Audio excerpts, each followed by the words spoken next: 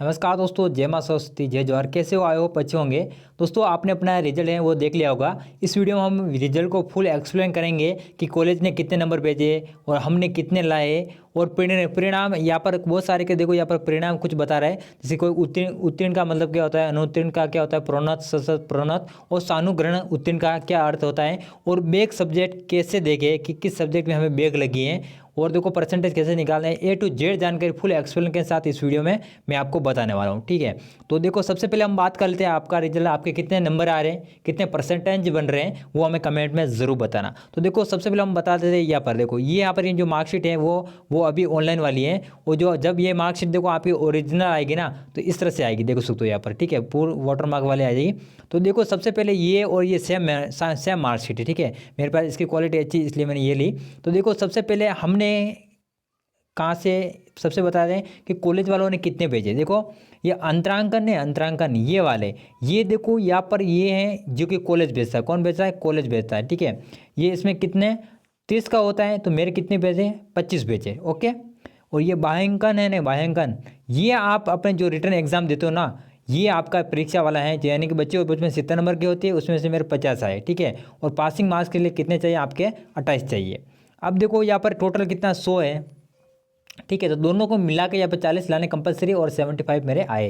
तो इस तरह से आप अपना देख लेना। तो इसी तरह से देखो, यह सभी आप अपने सब्जेक्ट में देख सकते हो। जो अंतरांकन है वो कॉलेज वाले भेजते हैं, और बाह्यांकन है वो हम खुद लाते हैं एग्जाम में बैठकर परीक्षा देके। ओके, तो ये सारे जो डाउट है वो सारे आपके क्लियर हो चुके होंगे। तो इस तरह से देखो यहाँ पर कला वगैरह, संस्कृति। अब देखो सबसे मोस्ट और इम्पोर्टेंट बात ये आती है कि यहाँ पर देखो आपको परसेंटेज कैसे निकालने, सबसे इम्पोर्टेंट। ठीक है, कोई बोल रहा है 1000 में से निकालने, कोई बोल रहा है 850 में निकालने। तो देखो हमने तो अभी तक सभी ये बताते हैं 850 में से आपको निकालने। 850 में कितने निकालने? यहाँ पर कितने बने? 627। तो कैसे निकालने आए? देखो मैं अपने मोबाइल में क्या करना आपको, ठीक है, वो जितने भी सारे डाउट हैं मैं क्लियर करने वाला हूँ। तो मोबाइल में आपको देखो कैलकुलेटर ओपन करना है।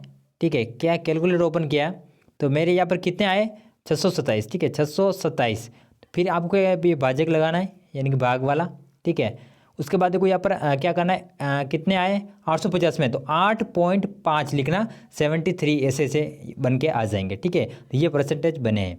ओके, तो इस तरह से आप निकाल सकते हो। अब देखो यहाँ पर बात करते हैं, मैंने हमारे पास कमेंट आ रहे थे कि भाई हमारा उत्तीर्ण, अनुत्तीर्ण और प्रोन्नत और सानुग्रहण उत्तीर्ण का मतलब क्या होता है, और बैक कैसे किस सब्जेक्ट में लगी है वो कैसे देखना है, इसी वीडियो में बताऊँगा। तो देखो सबसे पहले आपको क्या करना है, देखो यहाँ पर है साफ साफ देखिए आप। देखो उत्तीर्ण का मतलब होता है पास हो आप, अनुत्तीर्ण मतलब फेल हो। ठीक है, यानी कि परीक्षा आपको वापस देनी पड़ेगी। आगे जो बैक लगती है उनका कब होगा वो भी हम बताएंगे। और प्रोन्नत और सानु, देखो प्रोन्नत का मतलब होता है, देखो यहाँ पर क्या होता है, मतलब बैक है। ठीक है, बैक लगी है सब्जेक्ट में, किसने? बैक लगी है। जिससे कि सब्जेक्ट में ऊपर बिंदु है या फिर डॉट डॉट मार्क हैं, उनके क्या है? बैक लगे। और सानुग्रहण उत्तीर्ण मतलब यहाँ पर बाय ग्रेस पास हुए। बाय ग्रेस किसे?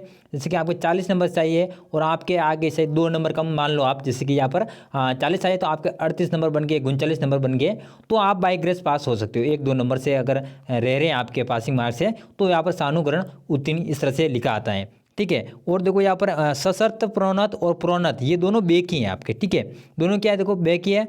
मेरे साथ सशर्त प्रोन्नत मेरे हिसाब से जो कॉलेज वाले हैं कम नंबर भेजते हैं, उस वजह से आता होगा शायद। ठीक है, ये मुझे पता नहीं। बाकी प्रोन्नत इसका मतलब होता है बैक है, सानुग्रहण उत्तीर्ण मतलब बाय ग्रेस पास हो, उत्तीर्ण मतलब पास हो, और अनुत्तीर्ण आपका है। अब आपका यहाँ पर क्या शो हो रहा है वो बता देना। लेकिन ससन प्रोन्नत ये दोनों आपके मतलब बैक ही है आपके। ठीक है, चाहे कॉलेज वाला हो, ये प्रोन्नत वाला है, ये तो आपका कॉपी वाला, यानी कि आपने एग्जाम में कम नंबर लाए, और वो वाला है जो कि हो सकता है कॉलेज वाला आपका। ठीक है, अब देखो यहाँ पर बात कर लेते हैं कि यहाँ पर देखो उत्तीर्ण बताएगा, यानी कि आपका रिजल्ट क्या है? उत्तीर्ण है। ठीक है, अगर यहाँ पर कुछ शो नहीं हो रहा, कुछ है तो कुछ न कुछ प्रॉब्लम है, क्या शो हो रहा है कमेंट में जरूर बताना। अब देखो बाई किस पेपर में बैक लगी है वो कैसे देखें। देखो जैसे हमारा एक उदाहरण के तौर पे यहाँ पर देखो कला, यहाँ पर कंप्यूटर वाला। ठीक है, यहाँ पर कंप्यूटर है, यहाँ पर देखो बैक। ठीक है, यहाँ पर बैक देखो, यहाँ पर कितने 30 नंबर का अंतरांकन होता है, तो यहाँ पर 12। ठीक है, अगर 12 आपको यहाँ पर क्या चाहिए? कम से कम 12 नंबर लाने हैं। अगर 12 की जगह आपके 10 आगे, 11 आगे, तो समझो उसमें क्या है? बैक है। ठीक है, इससे ज़्यादा यानी मतलब 10-11 तो यहाँ पर बैक है, यानी कि ये पासिंग मार्क्स। ठीक है, इस पासिंग मार्क्स में कुछ ना कुछ कम है, तो आपका देखो यहाँ पर बैक लगा हुआ होगा।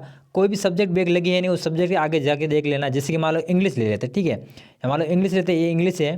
ठीक है, इंग्लिश है ये, मतलब इंग्लिश में आपको पासिंग मार्क कितने लाने पड़ते हैं, 16, कम से कम 16 लाने हैं, और आपके बन रहे 15 या फिर हो सके 14, 16 से कम, कहने का मतलब 16 से कम है तो आपके यहाँ पर क्या है बाई ग्रेस लगेगा, और या हो सकता है यहाँ पर स्टार वगैरह कुछ लग जाए, है ना। तो इस तरह से ठीक है, हो सकता है यहाँ पर देखो यहाँ पर आपका 60 नंबर का, ठीक है, और आपके चॉइस से आपको यहाँ पर लाने कंपलसरी है, ठीक है। तो और चॉइस से कम आ गए तो यहाँ पर बाई ग्रेस लगेगा, तो वो अपनी मार्कशीट पर होगा, अगर किसी बाइक लगी हो तो वहाँ पर आप देख सकते हो यहाँ पर इस तरह से, ठीक है। ये पासिंग मार्क्स से कम मार्क्स हैं आपके बन रहे तो आपका बैक लग सकता है, बाकी बैक नहीं लगेगा। तो इस तरह से आप बैक क्या है कि किस सब्जेक्ट में बैक लगी है वो इस तरह से आप देख सकते हो। ओके, तो ये सारे डाउट्स हैं वो क्लियर हो चुके हैं। और क्या डाउट है, परसेंटेज मैंने बता दिया 850 में निकाले हैं, और यहाँ पर आपने आपके कितने बजे कॉलेज वाले कितने बजे सारा आपने एनालाइज कर दिया है। बैक सब्जेक्ट अब बात करते हैं जिसके बैक लगेगा उसका एग्ज़ाम कब होगा, ठीक है। तो देखो इनके एग्ज़ाम क्या है कि बैक फॉर्म भराएगा, ठीक है। क्या होगा, बैक फॉर्म इनके फिलअप होंगे, बैक फॉर्म फिलअप होंगे। देखो हर बार ये होता है कि जो फर्स्ट ईयर, ठीक है, ये जो फर्स्ट ईयर का जो अगले साल फर्स्ट ईयर वाला आएंगे उनके साथ यहाँ पर क्या होगा, एग्ज़ाम होगा। और देखो इस बार क्या हो सकता है अलग से भी कैंडिडेट करवा जाए आपके एग्ज़ाम, ज़रूरी नहीं फर्स्ट ईयर वालों के, अलग से भी आपके फर्स्ट ईयर वालों के जितने बैक लगे हैं उनका अलग से भी करवाया जा सकता है, वो अब विभाग पे डिपेंड करता है, ठीक है। बाकी तो क्या है कि फर्स्ट ईयर के साथ ही आपका जो बैक है वो होता था, जैसे कि फर्स्ट ईयर में आपका बैक लगा तो सेकंड ईयर में तो आप चले जाते हो, ठीक है, इससे कोई फर्क नहीं पड़ता।